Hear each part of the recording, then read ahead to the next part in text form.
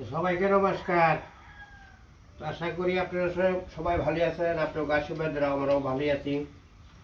তো সকালবেলায় যে শীতল প্রসাদ নিয়ে বসি, তো শীতল প্রসাদ অনেক গরমের দিনে খুব ভালো আর কি, খাইতে খুব ভালো লাগে, আবার শরীরটাও ঠান্ডা লাগে।